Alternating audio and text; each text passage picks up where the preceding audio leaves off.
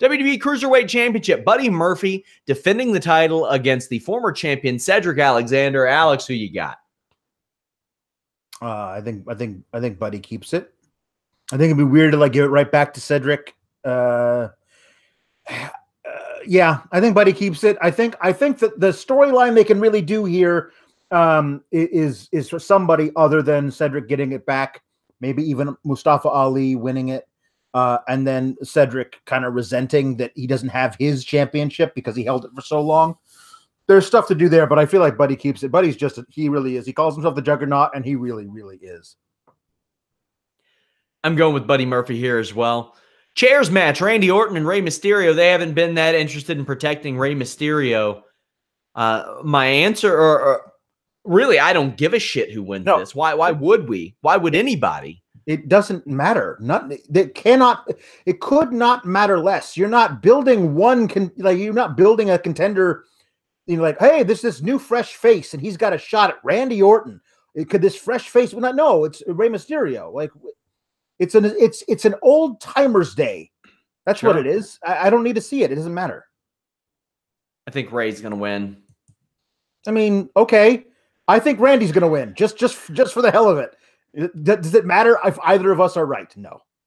Tables match, Natalya versus Ruby Riott. It depends on if they want to book heat or they want to book a happy ending.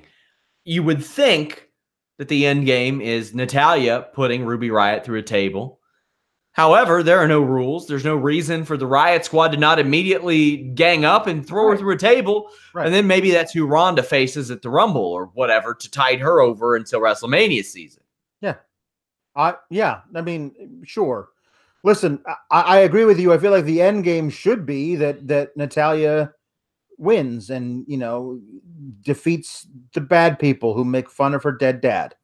Yes, but it's WWE, so we might not ever get that, but we also might not get it yet. So yeah, gosh, this is one of those things where if you have an evil faction, there's no reason why they wouldn't all just team up from the beginning. In a no DQ match, they just beat up Natalya and put her through a table in the first minute of the match. Why wouldn't you just do that? And the fact that they're probably not going to do that means that they don't even understand how their own stipulations work. The Bar versus the New Day versus the Usos. I feel like the Usos are primed for a title run here just because it seems like their time again. Yeah. And it seems like a carousel, essentially. I do think you got to split these teams up. I don't know if the Bar will be around by the Superstar shakeup next year. I'm not sure. I don't know what kind of shape Sheamus is in. But I think you do have to split New Day and the Usos, essentially, and the brand split. You gotta can't do that anymore, but I think it's the Usos. Yeah, I think the Usos should win. They're great holding the titles. And they can wrestle anybody. Listen, if you actually let them really go for it, and you put Sanity in a title program with the Usos, those guys could have some barn burners. But you don't even put Sanity on TV. They're an afterthought. So, I'm ready for new blood in the tag division on SmackDown. I do a little feature on Fightful Select where I basically take the leftover people who weren't booked on the show to wrestle, and I basically book a card of people who aren't on that show. It's a nice little feature for Fightful Select members. Check that out, you guys. Elias versus Bobby Lashley. Ladder match with a guitar hanging above the ring. The first person to grab the guitar will get to use it on their opponent. This doesn't make a goddamn bit of sense, but Elias has to win this, in my estimation. Lashley has had the main event matches this year. Mm-hmm. Elias needs to get there. Yeah. And they really need good, likable characters right now. Although it seems like it's harder for them to build good heels these days than baby faces. And that was not the case 1 year ago. It used to be real hard. That's true. Yeah. But also, it has to end with Elias busting a guitar over Bobby Lashley's ass. You'd think. But WWE is really good at not giving us what is logically the end game of anything. We need wood going up Bobby Lashley's ass. That's what we need. Need it. Yes, go to bluechew.com, code Fightful. Hey, stop it. But I will say, yeah, I'm agreeing with you. I think that anything with a guitar hanging above the ring should be Elias's specialty. Finn Balor versus Drew McIntyre. Drew's got to win this. Yeah, Drew wins. Moving on. Raw match. They will also probably wrestle next Monday on Raw, I would assume. If not the day after TLC, then certainly a week after TLC they will wrestle. Becky Lynch versus Charlotte Flair versus Asuka, triple threat TLC match. I think the right way to go here is having Becky Lynch lose this title so she can win the Royal Rumble by eliminating Nia Jax. I think that is a good way of doing it. I hope in that case that it's Asuka who has the title and not Charlotte. But they're dead set on giving Charlotte as many title reigns as her dad. I'm fully believe that is their thing. That she will have 16 titles, if not more, title reigns. And what's one more? Rick will cry for every one of them. Good for him. I think Charlotte will win this. Ronda Rousey's beating Nia Jax. I mean, there cannot be any other outcome.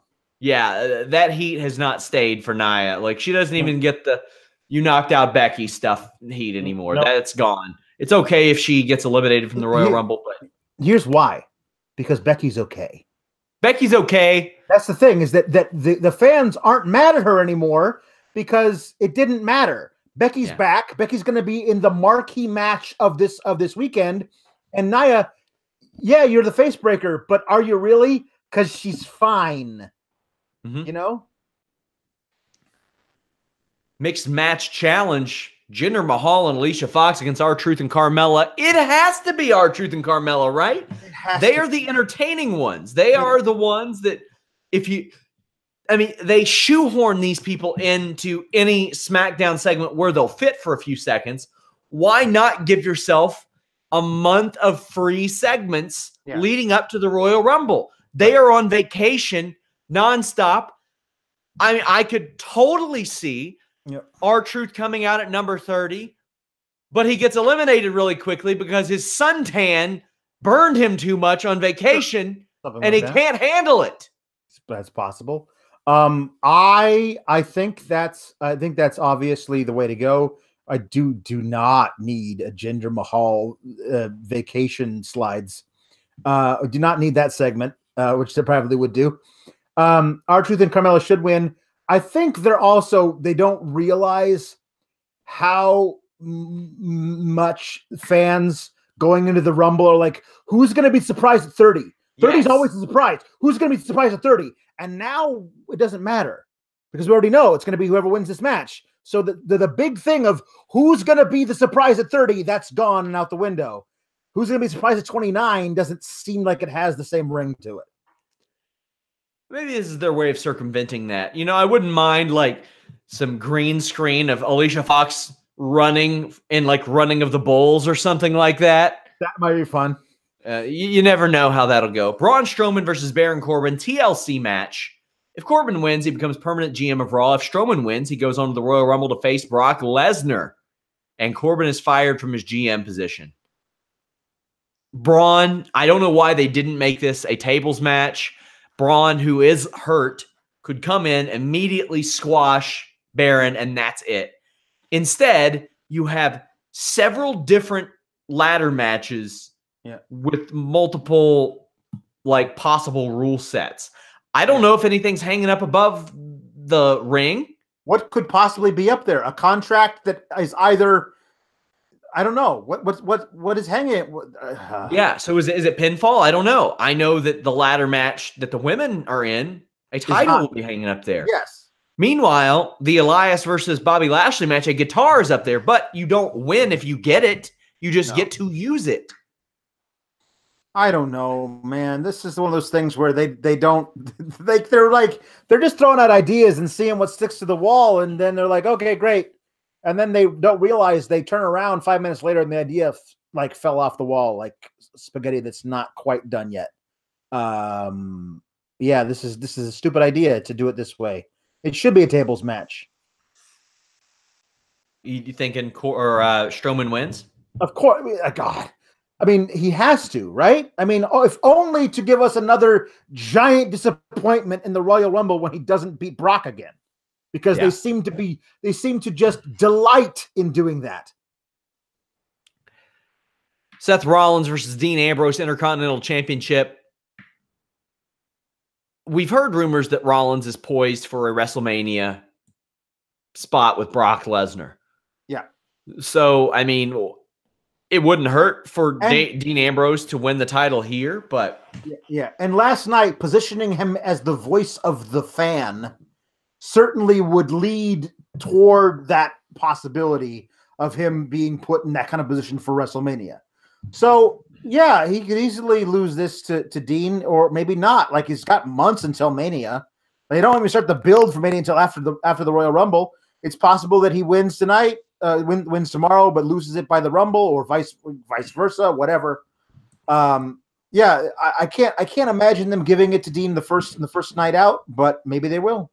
I really would have loved if Dean Ambrose, like, the entire point of all this was to frustrate Seth Rollins and get under his skin. And, like, the one thing more important than championships and wins was just frustrating Seth Rollins. Yeah. Like, to the point to where he avoided contact with him for months and months and months until you finally got that. Maybe with Rollins as champion. And then that's how Ambrose is like, I didn't have to win the Royal Rumble. Maybe he literally jumps out of the ring to avoid Seth Rollins because he knows of it. He knows what Seth Rollins is capable of. And then when Seth Rollins gets the championship, he's like, okay, now I'll let you have your crack at me, but for the title. I think Ambrose is winning. Daniel Bryan versus AJ Styles, WWE Championship. Who you got? Bryan. We got Bryan as well. I don't think they're giving it back to AJ right now. No. I just wonder what is to become of AJ after this. He's worked Nakamura. He has worked Samoa Joe. He has now worked Daniel Bryan, and he's worked them into like is it Orton? Hopefully not. They're gearing up for the Royal Rumble. So you're going to get a whole lot of placeholder TV before then. Oh, yeah. A lot of it. You're going to get a lot of Royal Rumble qualifiers there. Mm-hmm. I don't know. I don't know what's left for AJ Styles, really. To be honest with you, I don't know what's left for him in WWE already after 3 years. That's the thing. Is like he's done everything he needed to do. But the one thing that he hasn't done is spent any time at all on Raw. I know he's the guy. SmackDown is the show that AJ Styles built or whatever. But I wouldn't mind seeing him on the red brand for a while, if only because it would shake things up. There would allow to be a different focus on Mondays that isn't, this same thing over and over again. There are these two guys that are on SmackDown that know AJ really well. You could throw them in there.